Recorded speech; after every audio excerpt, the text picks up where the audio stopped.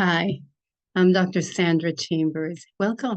In this series on mental health, we are going to meet with our youth ambassadors. We're going to hear from them about some of the things that they think are causing mental health problems in our children and our teenagers.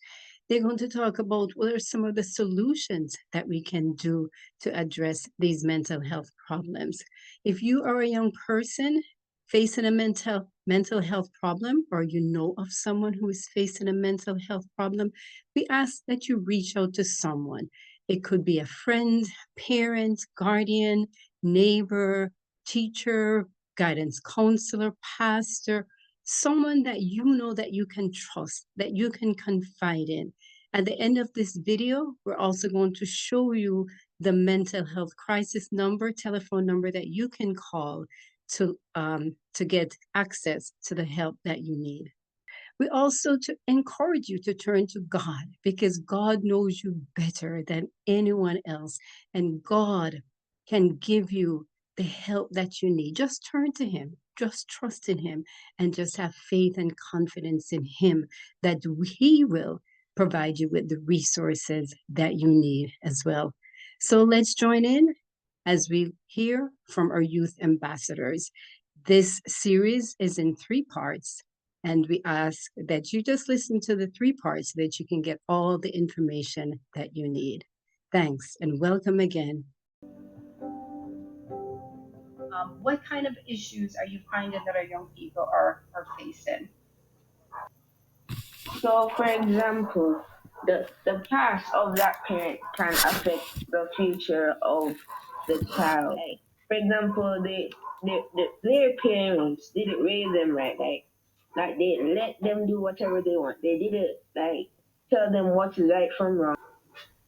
Like they don't see the child as a child at all. Like they might become more aggressive. They ignore the child or just forget about the child at all. But like, so basically, what I'm trying to say is that the past of the parent might affect the future of that child.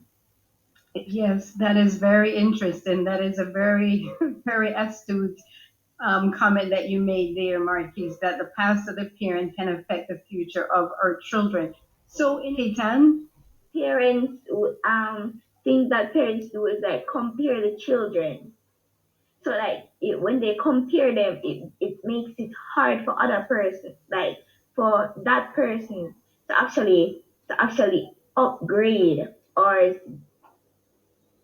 like if the child is having like bad grades in school and the child is trying to get higher grades, and then like they would get like, for instance, they came from a F minus to a D, and then the parents be comparing to them like for like the auntie's daughter, and like, oh, she get an A plus and you don't get an A plus, and then it actually it's just stressing out the kids more than how they need to be stressed right now, and the parents does most of the parents don't understand that they're building up their children are growing up and they're going to be depressed and feel like they don't belong here and they don't belong to the world or anything. yes. It's going to build up a ball of negative energy that is not going to be good for the next generation. When you compare children, especially the older child to the younger child, they feel like no matter what they do, they are they are whatever they do is not good enough for their parents, because you can get an A and your sister can get an A plus, and your parents are comparing the two grades, not remembering that you and her don't do the same things. So when they compare the two children and and then the child, it goes to school and then she's trying to do her best, but she's also stressing herself out because piling on extra studying when she's already having good grades studying her own way. And then when she comes home, no matter what she does, her parents are constantly comparing her to whoever else in the house.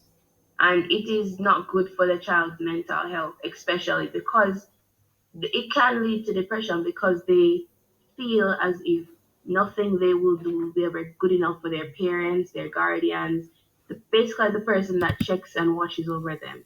They just feel like no one understands that they did their best.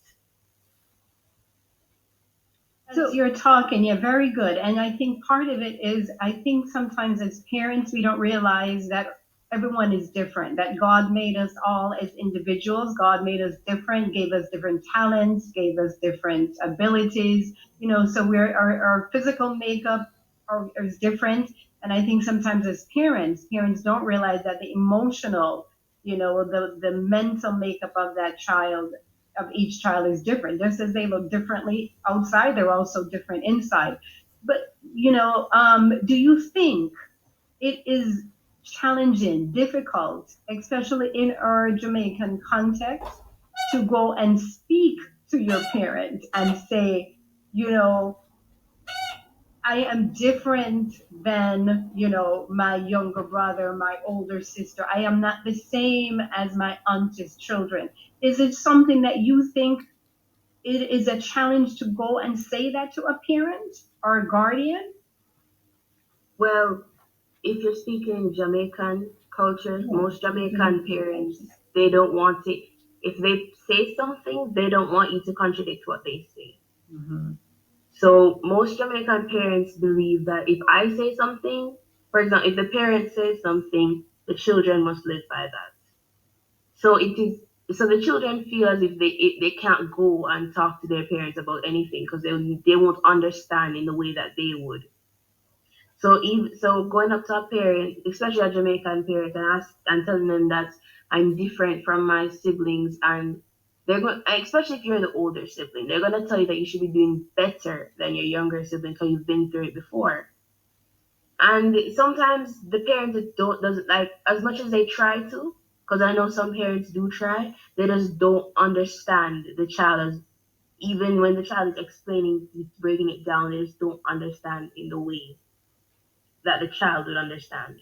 Where do you think we that child can go for help? What is it that you think is out there where you would recommend? If you had a friend who was facing this particular challenge, you knew that they were not getting what they needed at home, where do you think would be a good place for them to go? Kaitan? I think like they would have to go like I would recommend that they talk to like someone that will listen to them and don't shun them. Like when they're trying to speak up, I would advise that they talk to somebody like a therapist or somebody that listens to them, that don't shun them and tell them not to do this and not to say this, and you're supposed to do this and not do that. They're supposed to express their feelings to that person. They're supposed to find someone that they can express their feelings to. It could all be a friend, could be a friend, could be a family member. It could even be someone from the church. It could be anybody. Just find. I would advise that they find somebody that will listen to them.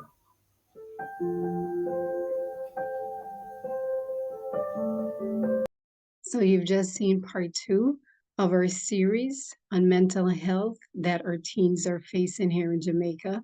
We hope that you got some useful information and join us for part three as the conversation continues and our teens talk about what are some of the possible things that you can do as you struggle with mental health. What are some of the things that you or someone that you know, someone that you love can do to get through this difficult season in their lives. And we encourage you always, if you're facing a crisis or facing a situation that you cannot deal with, reach out to somebody know.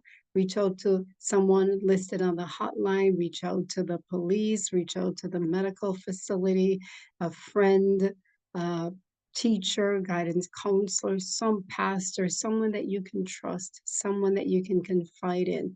And remember at all times that you are not alone, that God loves you, God cares about you, God watches over you. Just have to put faith and trust and confidence in Him, and He's available 24/7. So you don't have to make any special arrangements to see him, he is always near. Join us for part 3 as we continue the conversation. And remember to subscribe to our YouTube. And remember to subscribe to our YouTube channel. Thanks for joining.